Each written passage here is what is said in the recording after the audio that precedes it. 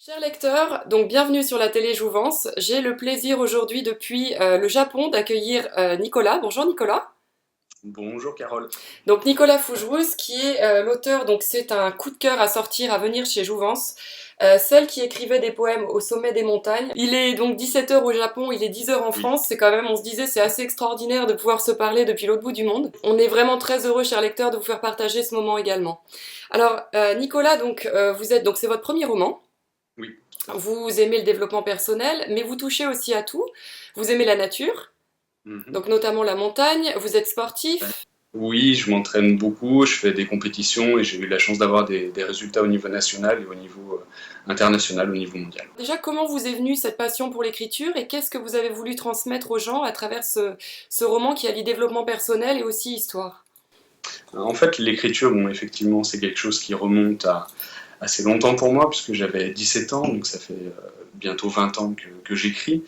Au début, je n'écrivais absolument pas de romans, je ne lisais pas du tout de romans pour être tout à fait franc, puisque j'étais connecté uniquement sur de la poésie, que Mhm. j'appelle en fait plutôt écriture poétique. J'aime, je sais pas, bizarrement, j'aime pas ce mot poésie qui renvoie à une image un peu désuète et avec des rimes et tout ça. Et la poésie contemporaine, ça n'a plus rien à voir avec ça. Donc c'est Mhm. pour ça que j'aime bien dire écriture poétique. La lecture de romans est venue bien plus tard, en fait, une dizaine d'années plus tard.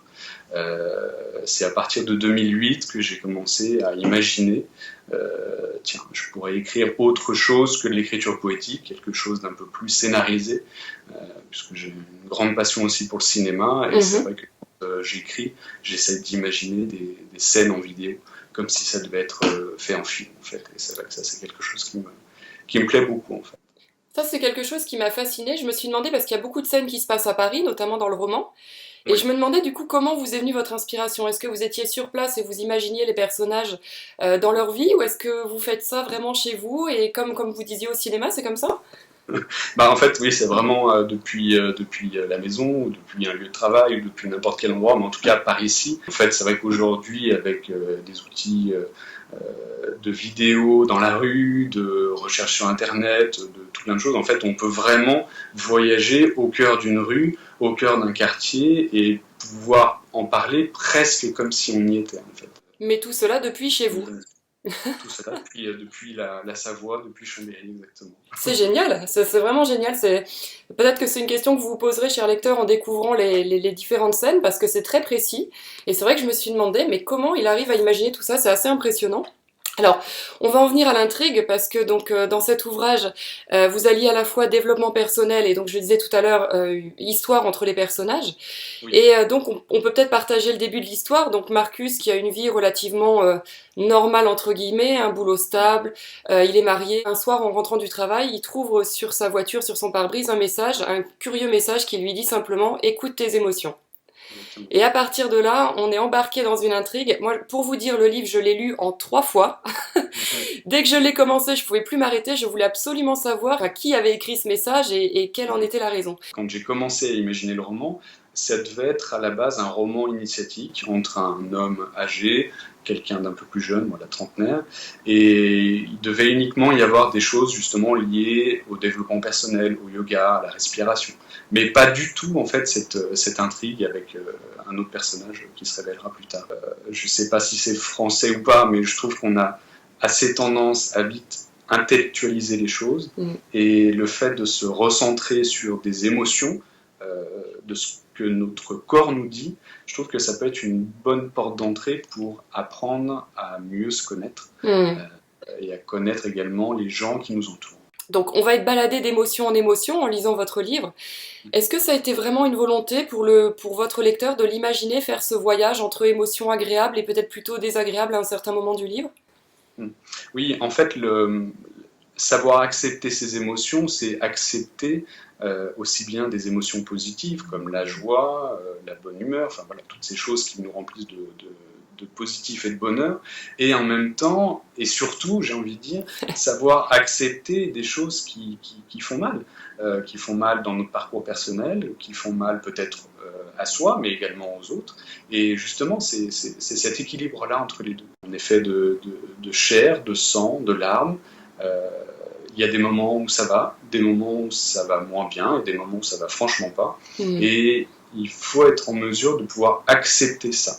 Oui. Et à partir du moment où on accepte ça, les choses deviennent beaucoup plus faciles et beaucoup plus transparentes finalement, vis-à-vis de soi et vis-à-vis des autres. C'est un roman, je disais donc tout à l'heure, je vous le remontre, un roman qui va aussi vous amener donc à sortir de votre zone de confort. Et au final, le sentiment que j'ai eu, c'est qu'à un moment, on sait plus trop si au final c'est vraiment l'histoire des personnages qu'on est en train de lire, ou si on a le reflet de notre propre histoire et là où on en est justement par rapport à nos limites et nos émotions désagréables. Cette notion justement de sortir de sa zone de confort, pour moi c'est quelque chose qui est très important. Oui. Pour le coup, je ne peux pas m'empêcher de faire un parallèle avec le sport. Évidemment. Dans la discipline que je pratique, en fait, on est constamment en train de sortir de notre zone de confort, puisque si on reste dans cette zone-là, on ne progresse pas. Donc on essaie justement à chaque fois de repousser un peu les limites. Et puis même dans la vie de tous les jours, cette notion, c'est très agréable hein, d'être dans une vie confortable, casanière. Voilà, il faut savoir aussi profiter de ces moments-là. C'est des moments où on se ressource, où on refait le plein d'énergie. Et il y a des moments où il va falloir se mettre en danger, provoquer une bascule, la provoquer volontairement, ou des fois l'est provoquer involontairement et il faut y faire face. Mais en tout cas, que ce soit dans le travail, que ce soit dans le sport, que ce soit dans la vie personnelle, dans la vie de couple aussi, je pense que c'est intéressant d'arriver à sortir de sa zone de confort. C'est ce qui permet, à mon avis, de pouvoir progresser dans la connaissance qu'on peut avoir de soi. Et je crois que vous profitez pleinement en ce moment puisque vous êtes en plein tour du monde. Oui, tout à fait. Par où vous êtes passé jusqu'à aujourd'hui?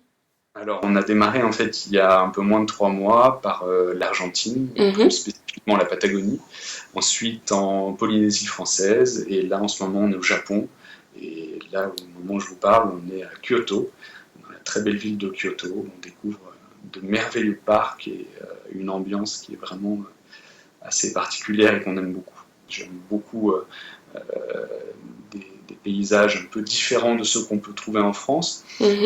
Dans certains pays, c'est compliqué non pas de s'intéresser à la culture, mais en tout cas de pouvoir échanger avec des gens de par la barrière linguistique. Là, au Japon, effectivement, il y a peu de Japonais qui parlent anglais, et c'est vrai que c'est pas évident d'arriver à échanger. Donc, quand on peut pas échanger avec le langage des mots, on essaye d'échanger avec d'autres langages.